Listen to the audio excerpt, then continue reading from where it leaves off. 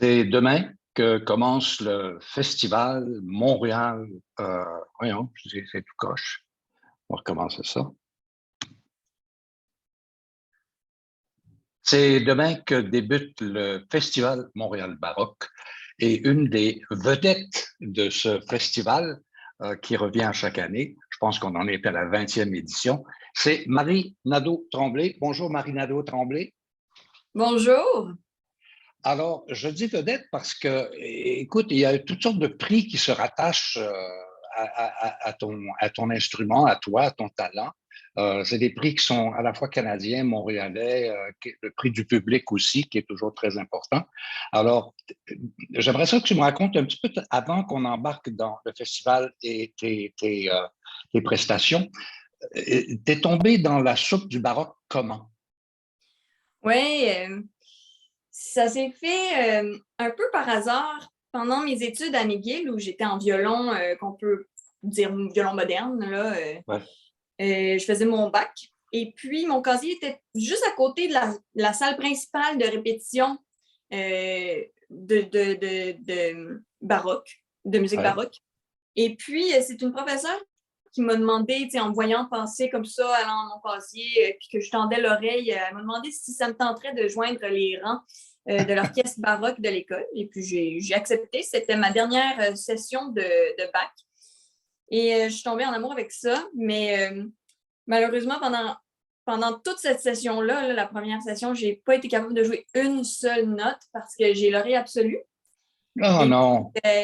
Comme le diapason est différent entre la musique moderne, donc celle qu'on connaît généralement, là, et la musique baroque, historique. Donc, ça a été difficile pour moi. Ça n'a pas été très, très facile dès le début, mais... c'est un conflit comme. C'est comme un conflit sonore. Oui, ben moi, il fallait que je pense que je joue lent, mais pour moi, c'était un la bémol dans ma tête. Il fallait que j'ignore tout ça et que je joue comme si, c'était bien compliqué, là. Ouais. Bon, ben, depuis, il faut dire que les choses se sont replacées.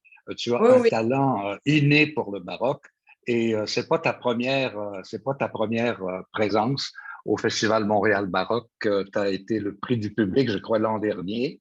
Et les gens t'aiment beaucoup. Est-ce que tu vas jouer aussi avec tes Barracuda, le groupe, ton groupe? C'est-à-dire que j'ai été prix du public au Festival international de musique baroque de la Mecque quand j'ai fait le concours Mathieu Duguay en 2019. D'accord. Et j'ai gagné aussi, entre autres, le prix Montréal Baroque, ce qui m'a amené à ce moment-là à jouer pour le festival en 2019, 2020 et après ça, toutes les années consécutives. Votre question, c'était quoi déjà? Ben, Les Barracudas. ton groupe, oui. J'ai joué avec les Barracudas l'année passée dans le cadre du concert des Méandres, le même concert auquel je participe cette année. Et je pense que puisque mon dernier album, qui est Préludes et Solitudes, un album pour violon solo, je pense que le but plutôt cette année, c'était de mettre en valeur ce répertoire-là pour violon solo.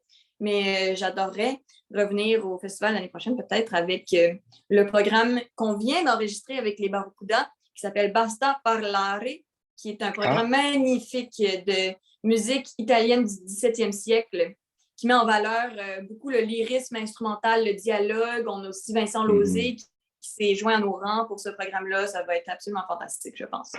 Parlant de discographie, il y en a plusieurs. Là. Ce serait donc la cinquième production. Parce que tu as travaillé avec Chipagan, Oui. le disque de la cour de Louis XIV à Chipagan, La Peste, La Bergère, et là, ce serait une autre chose. Préludes aussi, et puis il y aurait Basta Parlare. Oui. Ouais. Et toujours avec Atma? Est-ce que les projets... Oui. Ça fonctionne toujours avec Atma. Génial. Une excellente maison. Tes prestations auront lieu. Tu fais 2 prestations pendant le festival qui a lieu, soit dit en passant, du 23 au 26. C'est 3 jours seulement. Alors, il faut être allumé. 3 jours bien remplis. Alors, tes prestations ressemblent à quoi? Alors, mon premier concert auquel je participe, c'est un concert de consort de viol. C'est un projet qui a été mené par Suzy Napper et Mélisande Corriveau, des Voix humaines, qui nous ont appris à nous, instrumentistes professionnels qui ne jouaient pas, a priori, là, de la viole, à en jouer un petit peu. Ou dans certains cas, comme je vous disais tantôt, là, très bien, dans le cas de certains de mes collègues qui se sont vraiment dédiés à ce projet-là. Alors, ça va être un concert pour présenter le fruit de nos efforts. Moi, personnellement, j'ai vraiment adoré ça, apprendre la viole, même si je n'avais pas beaucoup de temps. Ça s'est fait assez naturellement et puis ça m'a procuré comme un répit du violon. Et quand on débute un instrument, on voit beaucoup de progrès très rapidement. Ça a été comme thérapeutique.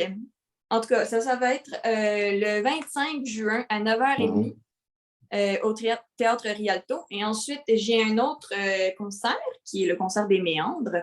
Donc ça, c'est un concert très intéressant. C'est un parcours musical, d'où le nom Les Méandres. Là. Et puis, il va y avoir un guide touristique, je pense, de la compagnie Tour 1642, si je ne me trompe pas, là, qui va mener les spectateurs d'un endroit à un autre en parlant un peu de l'architecture de Montréal, etc., etc. Et puis, chaque arrêt présente un mini-concert de 15 minutes dont je fais partie. Et puis, ma participation, ça va être beaucoup des pièces de mon album Préludes et Solitudes. Donc, exclusivement, en fait, des pièces pour violon solo, des préludes, beaucoup. Voilà. Alors, 1642, ça rappelle évidemment la date de fondation de Montréal. Voilà. Alors, tu es entouré comment dire, de grosses pointures. Hein? Il y a Tafel Music qui fait partie cette année de la programmation. Je pense à lui aussi, il y a Eleanor Frey qui fait la page couverture de la Sénat, du magazine La Sénat, qui est violoncelliste. J'imagine que d'être entouré de gens comme ça confirme ton choix d'aller vers le baroque. Et en même temps, tu as découvert, j'imagine, une communauté, parce que c'est ça aussi, dans le fond. Oui, bien, on se connaît tous un peu, hein. Surtout à Montréal, c'est comme une grande famille, là, les musiciens baroques. Et ils sont tous très, très bons, très inspirants. Les musiciens ici, on est vraiment, franchement, très chanceux à Montréal d'avoir autant de talent en musique ancienne. Alors oui, effectivement, c'est très, très inspirant de travailler avec eux, de pouvoir voir leur carrière se développer. Et oui. Myriam Leblanc également fait partie de la cohorte des gens. Et est-ce que tu as travaillé déjà avec Myriam? Oui, j'ai travaillé avec Myriam. Et c'est drôle parce qu'elle a aussi gagné le premier prix au concours international de la MEC. C'est comme le premier point là, qui nous a un petit peu rapprochés. Et puis, on a fait une couple de concerts ensemble et j'adore Myriam Leblanc. J'aimerais ça que ce soit ma meilleure amie. Là. C'est vraiment une personne extraordinaire et une chanteuse incroyable. Un talent comme ça, là, ça se reproduit souvent. Là. Vous avez 3 jours pour vous rapprocher. Je vais mettre cette image à l'écran et c'est l'image officielle de la révélation de Radio-Canada parce que tu fais partie d'une cohorte d'artistes, de musiciens, de solistes qui ont reçu des prix. Et je la trouve très, très, très bonne, cette photo-là, et ça te représente bien, je trouve. Il y a un petit coin, il y a un petit côté humoristique là-dedans que j'aime beaucoup. Oui, un petit sourire coquin, là. Ouais. Oui. C'est un peu le but là, de l'image, c'est ce qu'on voulait représenter. J'en ai quelques-unes d'autres aussi. Alors, tiens, je te présente mon chat. Il s'appelle Blue. C'est un vrai pot de colle. Ça, c'est une autre bonne photo avec ton instrument. Allez, va-t'en. Alors, ça, c'est ton instrument. Parle-moi un petit peu de ton instrument. Oui, c'est un violon qui a été fait en 2009 par Timothy Johnson, un luthier des États-Unis. Et puis, cet instrument-là, je l'ai essayé pour la première fois à l'exposition des fabricants du Festival baroque de Boston. OK. Ça devait être en 2016. Je pense que c'était en 2016, oui. Et puis, je suis tombée tout de suite en amour avec ce violon-là. Mais malheureusement, comme c'est très dispendieux là, d'acheter surtout un nouvel Sûr. instrument, alors je n'ai pas pu me l'offrir. Mais M. Johnson a été très, très, très généreux avec moi et il m'a permis de l'utiliser pour mon album La Peste. Oh. En fait. Alors, j'ai eu beaucoup de plaisir à l'utiliser pour cet album-là, mais malheureusement, il fallait que je le redonne, évidemment, après. Et le qu'est-ce que cet instrument a de particulier? C'est la sonorité, c'est la rondeur, c'est quoi? C'est Tout, c'est un instrument, un modèle Amati qui est vraiment fait là, pour la musique du 17e siècle. C'est comme l'instrument idéal pour ce répertoire-là. Et c'est rare quand même qu'on trouve des instruments faits pour ce répertoire-là qui projettent énormément sans être criard, qui a un ton velouté, un ton bien réparti dans le registre aussi. C'est un instrument fantastique, en fait. ouais. Et je pense que j'ai trouvé vraiment un instrument qui me correspond bien. Timothy Johnson, d'ailleurs, je pense qu'il était assez d'accord là, quand il m'a entendu l'essayer. Il a dit qu'effectivement, cet instrument-là devait être avec moi. Je pense qu'on s'entend bien tous les deux. Et c'est important de dire que j'ai cet instrument-là grâce à la générosité de M. Marchand. Jacques. M. Jacques Marchand, oui. Grand mécène. Oui, grand mécène. L'instrument, oui, mais l'archet aussi est très, très important. Et j'aimerais, compte tenu du baroque, que tu me parles un peu de ton archet. Est-ce qu'il est à proximité? Oui, c'est ça, je vais aller. Oui, prends une seconde pour aller le chercher pendant que je flatte mon chat. Alors, raconte-moi un petit peu de la spécificité d'un archet quand il est question de musique baroque par rapport à la musique, comme tu disais, violon moderne. Alors, j'ai 3 archets normalement, mais là, j'en ai 2 avec moi.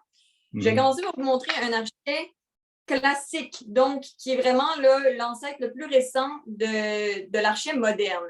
On reconnaît là, la longueur et la forme. C'est un archet qui est concave ici. Là. D'accord. Et droit, très, très droit. Ensuite, je vais vous montrer mon archet que j'utilise tout le temps. Je l'appelle mon cure-dent.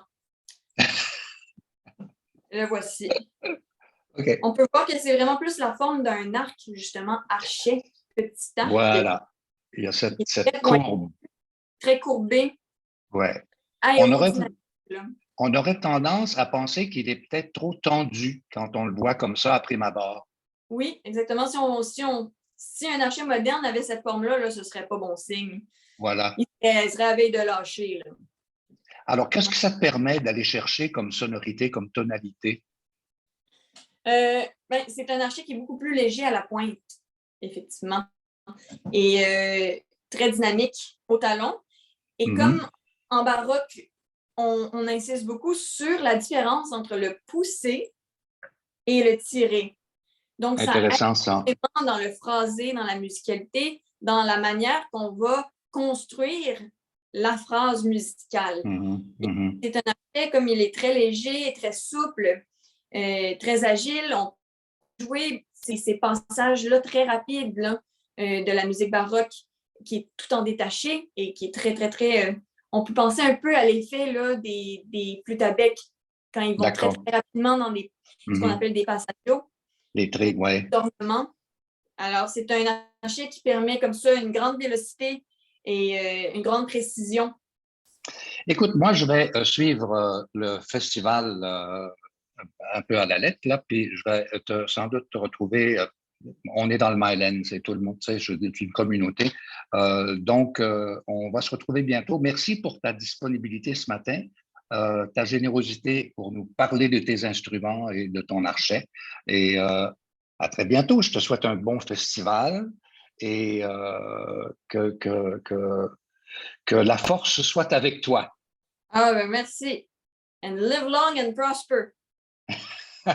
Merci, salut.